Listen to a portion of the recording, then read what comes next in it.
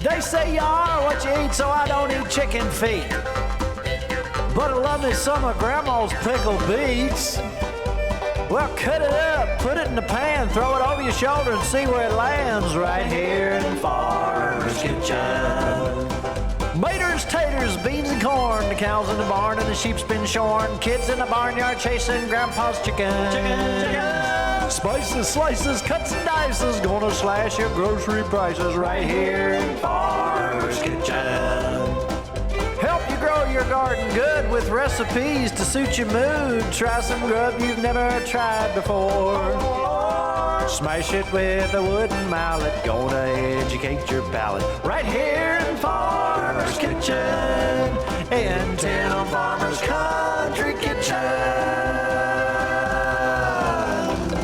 We're gonna cook something good now. Hello and welcome to the Farmer's Kitchen. I'm a farmer. She's not, but you've seen her on our show before. Her name's Beth Carter, and she's amazing. Thank you. You have bakery items that I cannot resist.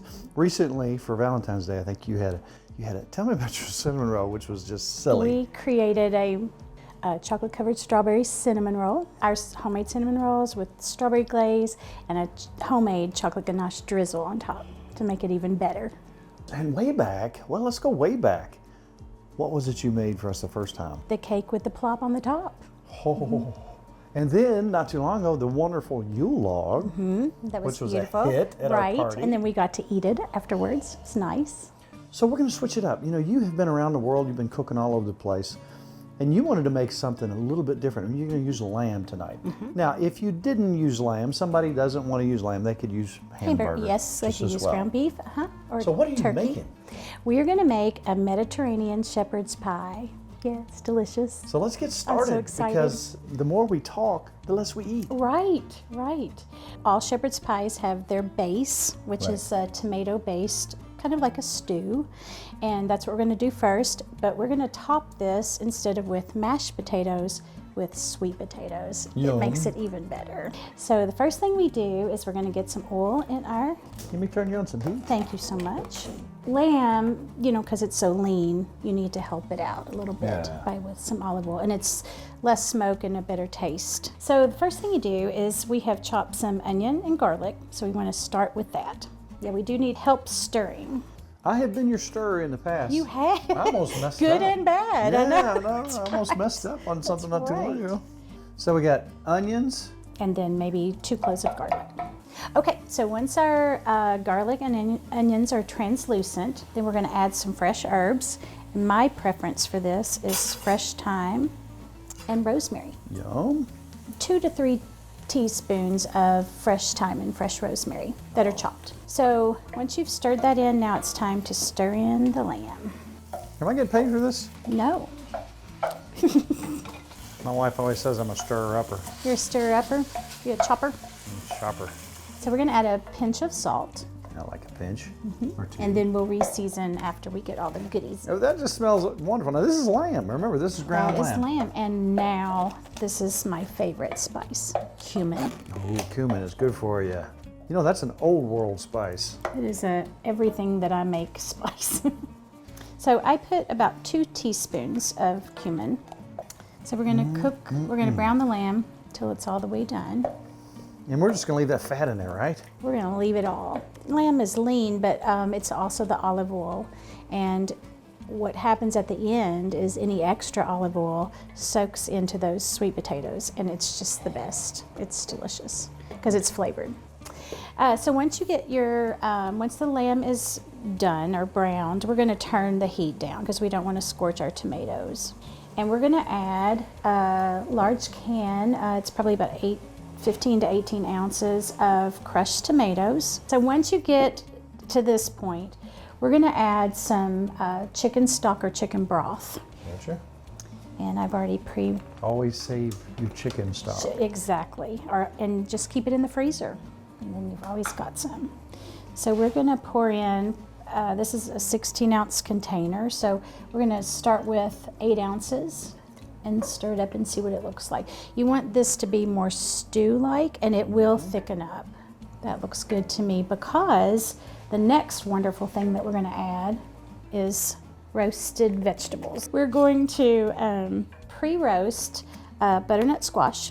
So I use one squash. You're gonna peel your squash, cube it, and toss it in olive oil and some cumin and some salt, and it'll bring out the sweetness. And throw it in the oven along with some carrots.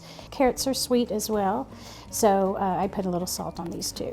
So here's your carrots. That's about 3 carrots. How am I doing? You're doing great. You are doing great. You are quite a stirrer. I'm a stirrer-upper. Stirrer-upper. Now, do you see how that's getting thick? Oh, yeah. It's thickening up, and now at this point, we take a look at it and we say, do we need any more broth? Because once you heat it in the oven, it is going to thicken up a little bit more. I am going to add just a tiny bit more. Now, what a lot of people don't know is this is actually our kitchen. This is not a set. Many shows, it's a set, and but this is our home. Yeah. Back here, and we'll have Kelly show a picture of this later. Your main squeeze is over here. Your Nikki's main right squeeze there. is over And there. There they are. They're Yes. watching us. Oh, that's just So that's look at just this. beautiful. And so maybe another pinch of salt, and then you can try it and tell me what you think. What do you think? Oh wow! Doesn't need Perfect. anything. It's beautiful. Oh my! There's our actual shepherd's pie. You can let this sit while you work on your sweet potatoes, but we're going to turn off the heat. Turn the heat off, okay? You want me to hand you this so you can do this? Yes. So then what we do for this amount of stew, we're going to parboil a 5-pound bag of sweet potatoes. And once they're finished, then they're so easy to peel. You don't have to use a peeler. I don't peel them before. I peel them after. The peeling just Nothing to peels it. right off. Right. So we are going to use an old-fashioned potato masher here. We're going to add some heavy whipping cream. So we're going to add about 1/4 of a cup first. See where this gets us. They need to be like a standard mashed potato that you would eat, for dinner. Just a pinch of salt and some pepper. So I see all your containers are empty, so I'm I think we're guess ready. that we're close. It is. So we're going to take this pan right here. Okay. And we're going to pour the stew into it. And you can use just a basic, like a casserole dish, or these are restaurant hotel pans as they're called. What you will find if you let it sit till it's cool, some of the olive oil will surface, and you can just take a spoon and just kind of skim some of that off of the top. But I think that it makes the sweet potatoes underneath even better. So this is the tricky part. That's why you want to make sure your stew on the bottom of your pie is thicker, because these will sink to the bottom and you kind of will have a disaster if you don't. So you have preheated the oven, correct? We have to 350 degrees. To 350. So we're going to pop this in. We're going to pop this in, and How long? it's almost dinner time. Just until it's warm. So I would say maybe 20 minutes. At Just 350. check it at 350. Everything is already pre-cooked, so it just needs to marry each other. So anyway, you could also garnish with a My little grandfather fresh used to say, thyme. needs to get it coined. Right. All right. Okay. You can't eat that. It's too pretty. It is. Look how it's caramelized on the edges. Oh. I was talking not too long ago. It's wintertime, so, I intentionally put on a few pounds in case I'm out in a blizzard, because you need that extra body weight. Right. And they Just in case. Yes, and they say never trust a skinny chef. So I'm becoming more and more trustworthy every day. Look at that. Now look at that. That looks like a pretty representative bite. I got a little bit of the top on there. Got some roasted vegetables, tomatoes.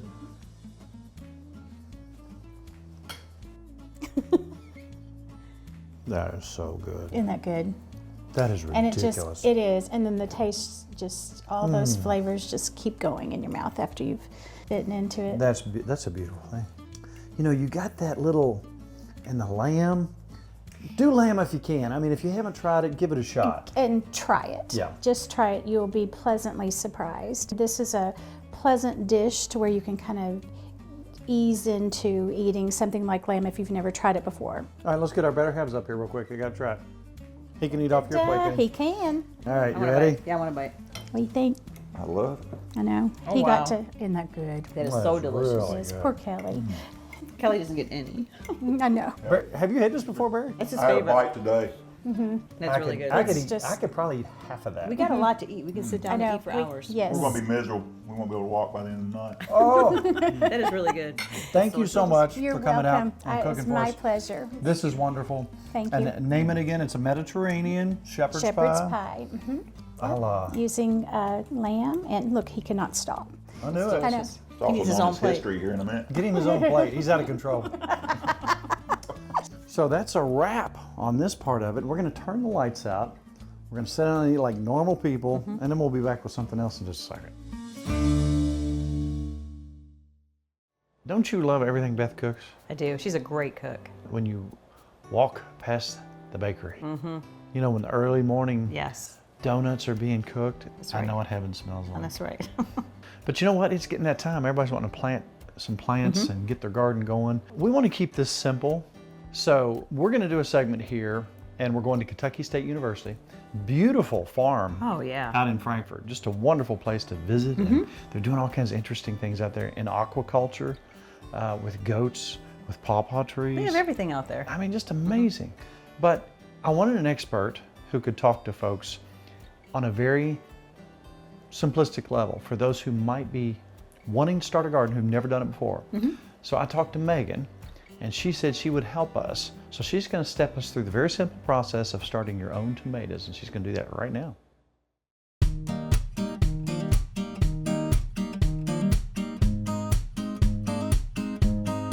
Today we're at Kentucky State University. This is Megan Goins, farm manager.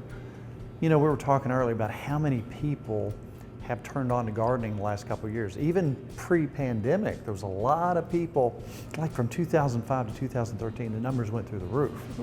During COVID, 18 million more gardeners came on board. A lot of those were millennials. So are you surprised at those numbers? Not at all.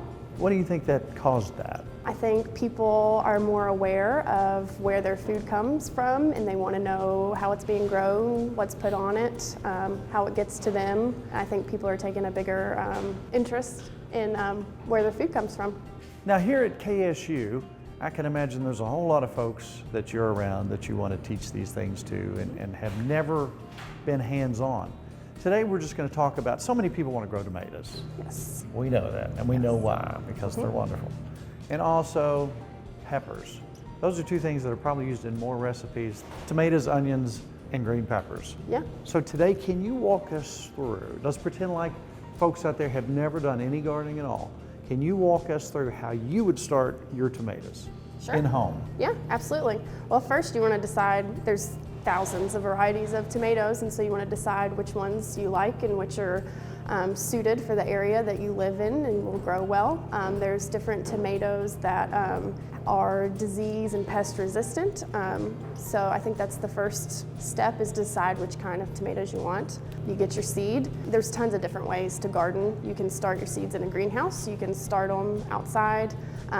Today we're starting our tomatoes in a greenhouse. So we'll prep our soil, we'll get it moist, we'll put it into the seed trays, we'll get our seed ready. Where do you order seeds from? Do you just kind of look through catalogs? How do you do that? There are tons of different places you can buy seed. There's places online. They have tons of different varieties. You click on each variety and it gives you all different details about how to plant them, the disease and pest resistance. They run out a lot, and they have a lot back order. But if you get them in soon enough, like if you order in January, February, you'll have them by the time you need to plant in your greenhouse or you need to plant outside. See, that's a good tip. Most people wait around till the last minute and Yes. they say, okay, I'd like to plant some stuff. Yeah. And by that time, everybody else is thinking about it, and next thing you know, you've got problems getting them in. Right. If you order early enough, you can even order in November, December. When you get your seed, just store them properly in a cool, dry space. And they can last, what, a couple years? And usually on the packet, it'll say when they expire. So there are all kinds of charts to look online about what area you're in, whether you're watching this in Oregon, Canada, wherever, and we have a vast viewership out there of folks all over the place. So you can look at what region you're in. Then I would suggest too, you look up what kind of tomato you want to grow. What do you want to do? Do you want to can your tomatoes? Do you want fresh tomatoes to eat right out of the garden? Do you want to do both? So what do you settle on today? What are you planning and why? We have quite a few different things. Because we have a fermentation and distillation program here at KSU. So we'll grow a lot of tomatoes that we can process for different programs and activities for that. We also have some heirloom tomatoes that you can cut up and eat on a sandwich, or you can just eat fresh out of the garden. And then we also have a couple commercial varieties that it's a nice, big, pretty tomato and that grows quickly. So just give us an example of what it says on the back. Yeah, so this is an Amish paste tomato. It's an heirloom tomato. It's good for canning, salsa. You can also slice it up, eat it on a sandwich. It's just an all-around good tomato. And on the back here, it'll give you the planting depth. So we'll want to plant them about 1/4 inch deep in flats or cold frames, 5 to 6 weeks before we are going to transplant them outside. So we're going to plant them now, and then 5 to 6 weeks from now, which will be the end of April, early May, we'll take them outside because they'll be probably 2 to 3 inches, and they'll be a little hardier and can stand the outside. We do not want them to succumb to frost. That's right. We got wacky weather here in Kentucky, and things can happen. We do. So if you will, just kind of walk us through it, show us what the seeds look like. And again, this is basic information for folks who are just starting. Everybody has their own way, but They're little teeny tiny seeds. Some people, you can just use your fingers and pinch them if you have big girthy fingers. There's lots of different tools like this. They help you get a better hold on the seeds, and then you can kind of slide them to the front and drop them in. We have a container with some moist soil. You don't want to get it too wet, just moist enough. now if you don't have access to soil, is that just potting soil? What kind of mixture is that? This is Pro Mix. It's a seed starting soil. Your local garden store, feed store, and you'll just want to get like a seed starting mix or just a general garden potting mix. They make it very simple and easy. On the front of the bag, they'll say starting mix or garden mix, and then there'll be certain types strictly for tomatoes, and so you'll just have to go through and look at the different bags that they have available. So here's our soil, there's our seeds, and that's basically how you get started. That's right. It's just that simple. So Yep. how deep are we going? We're going 1/4 inch, which isn't very much at all. Some people can use the tip of a pencil, and you just do a little hole, and then you just drop your seed right in there, and then you just cover it up. You don't want to compact it too much, but yep, you just cover it up just a little bit, and then you water it. You want to use kind of like a mister water. You don't want to full blast on the garden hose, or it'll drown it and compact it even more. So how often? You just keep it moist at all times? You'll probably want, depending on where you're starting your seeds, like in a greenhouse, if it's really sunny and hot, you'll probably want to water them once a day. You just want to keep your soil moist. Now could you, if you wanted to, set these in the window You could, absolutely. in your own house? I mean, Absolutely, because most people, their temperature in their house is 68 to 70. Some people go a little hotter than that, which is the ideal temperature that you want to start seeds with. what's the rule of thumb for putting tomato plants? Depending on who you talk to, is the rule of thumb. I've had some people that say you don't plant outside before Derby Day. You always plant the Sunday after Derby Day. All right, so the next step is to, we'll see where you're gonna put the actual plants once they go, and then we'll just take a visit next time we see some green out here. What else is going on the farm here? We're doing a lot of ground prep. We have a lot of projects going in the ground. We're working the soil to get ready for sweet corn, potatoes. We have chickens, poultry, they're getting ready to start laying more eggs as it warms up. You know, I keep hearing pawpaws. Yes. What's going on with KSU and pawpaws? We have over 10 acres of pawpaws. We hold the USDA Clonal Germplasm Repository. Pawpaws are native to Kentucky, and KSU holds the largest research facility, full-time research facility in the world. We're doing lots of research and projects to breed pawpaws for their taste, the size, storage. You don't see pawpaws in a lot of grocery stores because they don't have a very long shelf life. Once you pick them, they have around 3 to 5 days, and then they're rotten. So that's one of the major things that we're trying to work out here at KSU. There are going to be some people say, what is a pawpaw? And a pawpaw, when I was a kid, we'd be out squirrel hunting, whatever, we'd see these odd-shaped fruits and they do. They're on the vine for a short amount of time, then they start to turn black, kind of like a banana. Are they? They're flavor-wise, they're a cross between like a banana mango flavor. They say anything you use a banana for, you can substitute pawpaw for. Cake, bread, ice cream, jams. I had some ice cream up here one time, it was delicious. It is. Well, thank you so much. Step one, Yeah. we did it. Tomatoes in the ground. We'll be back. Thank you so much. No problem.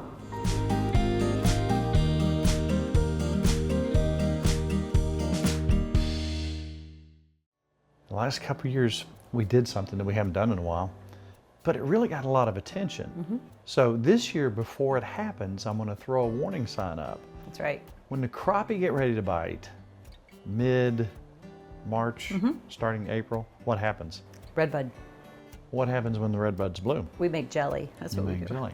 What happens, Nikki, if you would go up to that tree and just grab a bunch of the purplish buds off and just throw them in your mouth? They're delicious. I do it all the time. Find some redbuds. Somebody will let you have some. Take them. Make some and good make jelly. some jelly like Nikki did. You're gonna find something wonderful.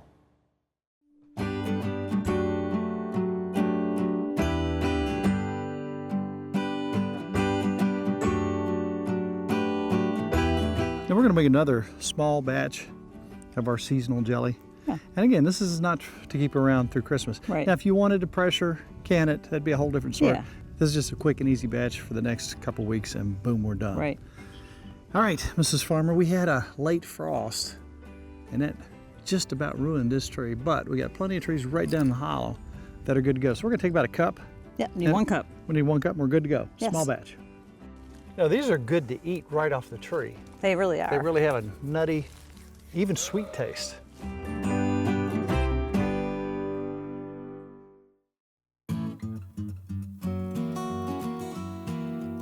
All right, we're back. We got boiling water. What happens next, Miss Nikki? This is exactly like the dandelion jelly, except we're using Redbuds. And I like this one better because Redbuds are easier to pick, and I didn't have to cut them. Now look at the violet. And you know, it depends on, you know, we got more purplish violets. Some of them are Right. more blue, but that's almost That's the same violet color. jelly. And here's the dandelion, which, oh, yum. And here's the redbud. And each one of them has their own They subtle do. flavor. They do. All right, we're going to start with 2 cups of water. Bring it to boil. We're going to put in 1 cup of whatever you're using. Redbuds. If we were doing violets, it would be violets. Exact same, but we're doing Redbuds. We're going to pour that in and let that boil for 3 minutes. Once it's boiled for 3 minutes, we're going to drain it just like we did the dandelions and squeeze down and get Strain it. Yeah, strain it down and get 3/4 of a cup of juice. We're going to take that, put it back in the pan. We're going to add 3 teaspoons of the Sure Gel to it, about a tablespoon of lemon juice. I'm just going to squeeze a little bit in here, and then we're going to put in a little bit of the vanilla. We just kind of shake in a couple shots of that. Get that boiling. Once it's boiling, we're going to add our 1.5 cups of sugar. Boil 3 minutes, and we got jelly again. That's pretty simple. It's really simple. You know what it tastes like? Kelly just said cotton candy. It has a cotton does. candy It taste does. almost. It's really good. Yes, it is. So this will make us 4 little jars. Somebody asked last week, if you only have 3/4 of a cup of liquid, how in the world do you come up with 16 ounces? Well, the main ingredient in this really healthy deal is sugar. 1.5 cups sugar added to Don't that. forget the sugar and a Yes. little bit of pectin. And there we have it. It's that simple. Now it's going to set up. We're going to pop it in the refrigerator, and then we're going to enjoy some in just a little while. It has its own unique flavor. It's not like the dandelion jelly. No, it's not. The kids would like this. It's like cotton candy. We put a little, and I thought this might be a good way. This is the way Lisa. Now we don't have any brie, so we're doing Cream cheese. poor man's brie. But this makes it even better. So we'll put a little cream This cheese. is our dessert. So we're just That's a gonna- good dessert. We're kind of being healthy with the Now pretzel. that jelly's a little hot because it was sitting next to the stove while we're cooking, so it's a little runny. But Yeah. look, ooh, I'm gonna make a sandwich here, Mrs. Farmer. Look at that.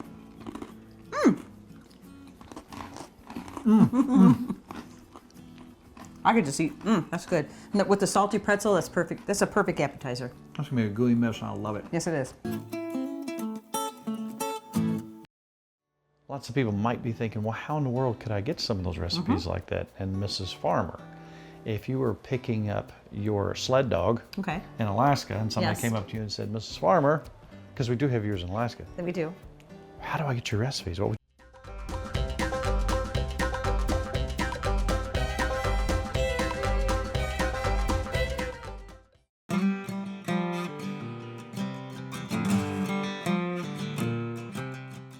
We have been catering for a lot of years, and I wanted everything to have a specific taste. Therefore, I had to come up with my own products. Right. A dry rub, chow chow, and our barbecue sauce are something that we use in all our catering gigs. I developed this barbecue sauce that is not the really thick, syrupy stuff that you get. This has more of a natural, it's got some pepper and onion flavor in it. You can actually see the particulates in there. You know, a lot of people are asking what we use our dry rub on. Now, obviously, pork and chicken are 2 of the more common things. Also, we've been using on our corn on the cob with butter. That is. I'm telling you, this That's stuff wonderful. with potatoes is fantastic. So 40 years in the making, Tim Farmer's Country Kitchen Dry Rub.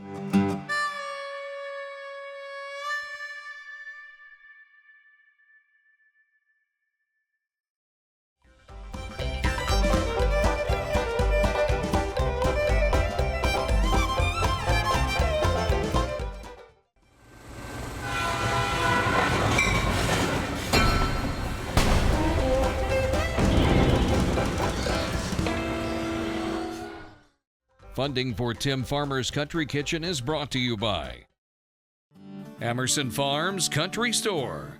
Something for every member of the family. Ephraim McDowell Medical Center in Danville, Kentucky. Gulf Coast Connection. Seafood straight from the Gulf to you. The Spine Center of Central Kentucky. Wilderness Road Hospitality, Stanford, Kentucky. Visit Frankfort, Kentucky's spirited capital city.